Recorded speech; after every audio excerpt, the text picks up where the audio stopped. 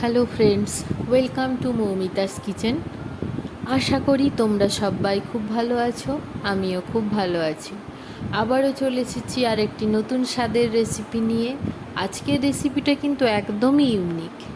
আজকের রেসিপি হলো বিলেতি আমড়া দিয়ে ডিমের কষা। ভাবছো বিলেতি আমড়া কি? টক আমড়া একদমই নয়, কিন্তু বিলেতি আমড়া আলাদা পাওয়া যায়, যেটা খেতে টক টক মিষ্টি মিষ্টি হয়, খেতে খুব ভালো লাগে। তো আজকে নিয়েছি বিলেতি আমড়া আর ডিম দিয়ে একটা নতুন স্বাদের রেসিপি বানালাম। এই রেসিপিটা আমি আমার শাশুড়ি মার কাছ থেকেই শিখেছি। যখন প্রথম রেসিপিটা খেয়েছিলাম ভেবেছিলাম আমড়া দিয়ে ডিম, এ আবার কেমন ব্যাপার, কিন্তু সত্যি বলছি খেতে খুব ভালো লাগে। তোমরাও কিন্তু ট্রাই করে দেখো। চলো রেসিপির দিকে এগোনো যাক।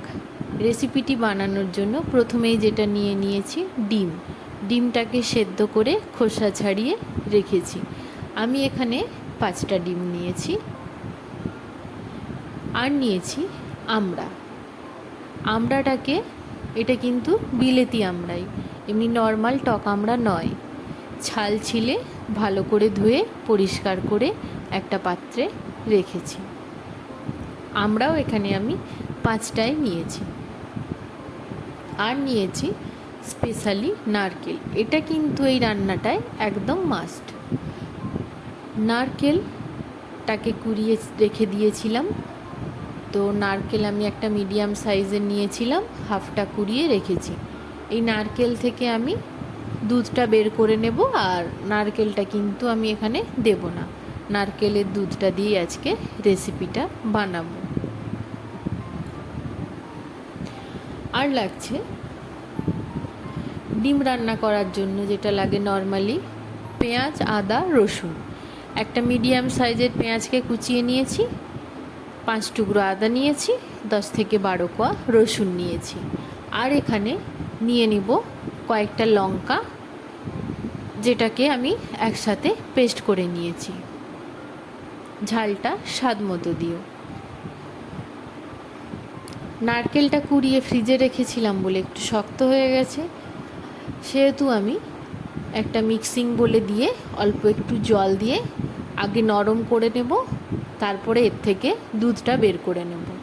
নারকেলের দুধ বের করার কিন্তু আরেকটাও সহজ উপায় আছে, যেটা তোমাদের আমি বলে দিচ্ছি।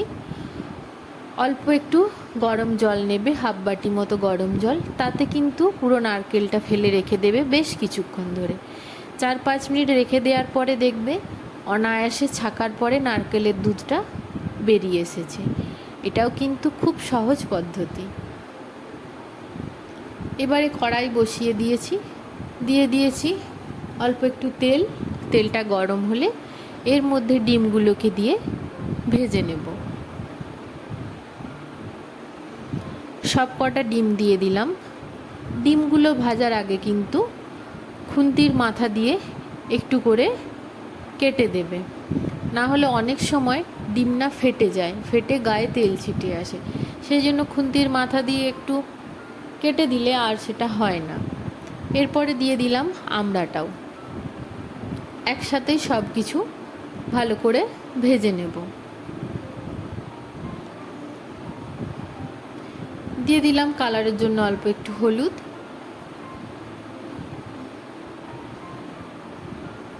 খুব ভালোভাবে মিশিয়ে নিলাম।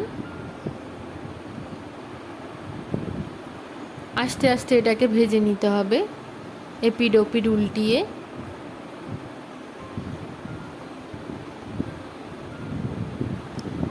এরপরে প্রথমেই কিন্তু আমি ডিমটাকে তুলে নেব। ডিমটা ভাজা হয়ে গেছে, ডিমটা তুলে নেব। এরপরে আমড়াটাকে আরেকটু এদিক ওদিক লালচে করে ভেজে তুলে নেব। এরপরে ওই কড়াইতেই আমি দিয়ে দেব বেশ কিছুটা তেল। আমি এখানে সর্ষের তেল ইউজ করেছি, তোমরা চাইলে সাদা তেলও ইউজ করতে পারো।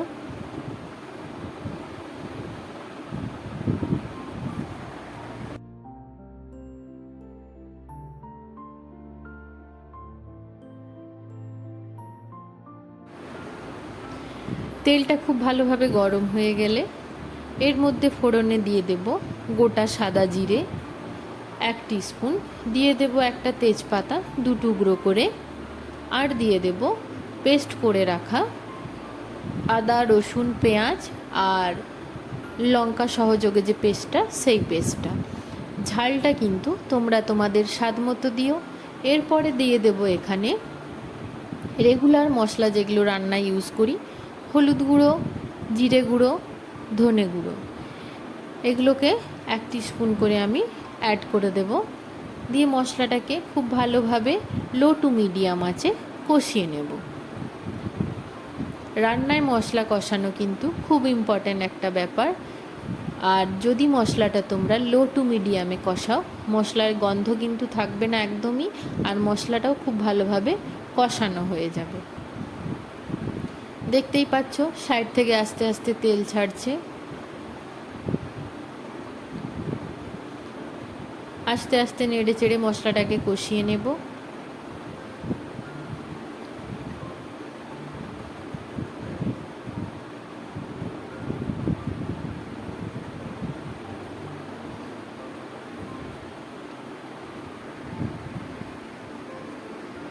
এরপরে এখানে অ্যাড করে দিলাম স্বাদ মতো লবণ।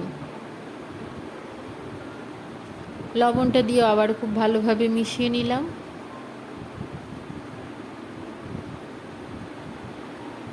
মশলাটা কিন্তু কষানো হয়েই এসেছে প্রায়।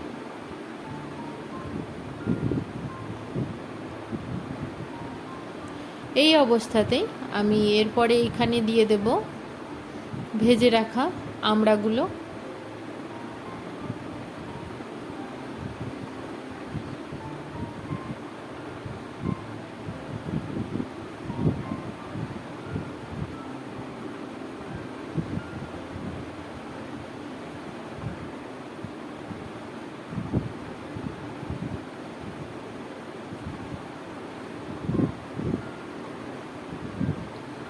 ভেজে রাখা আমড়াগুলোকে দিয়ে 1 মিনিট মতো এটাকে একটু 1 থেকে 2 মিনিট একটু নেড়ে চেড়ে কষিয়ে নেব।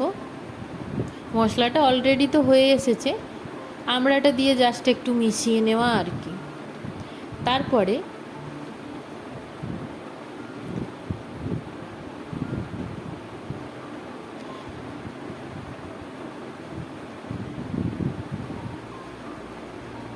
এখানে এইবারে অ্যাড করে দিলাম নারকেলের দুধটা।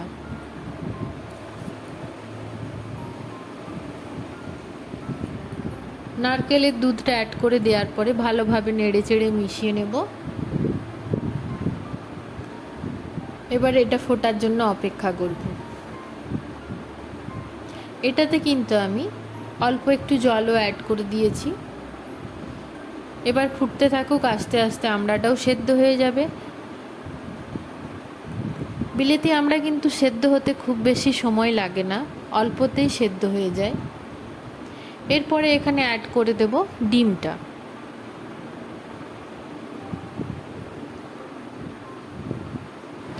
ডিমটা দিয়ে দেওয়ার পরে বেশ কিছুক্ষণ ফুটিয়ে নেব। আর নামানোর সময় কয়েক দানা চিনি আর গরম মশলা সহযোগে এটাকে নামিয়ে নেব। রেসিপিটি কিন্তু আমাদের একদম রেডি। তো আজকের এই রেসিপিটি তোমাদের কেমন লাগলো তোমরা প্লিজ কমেন্ট করে জানিও।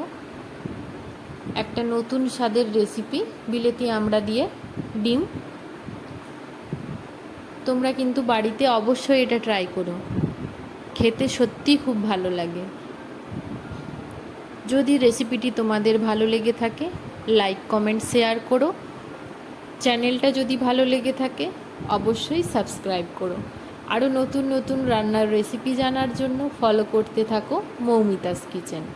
তার জন্য কিন্তু চ্যানেলটাকে অবশ্যই সাবস্ক্রাইব করতে হবে।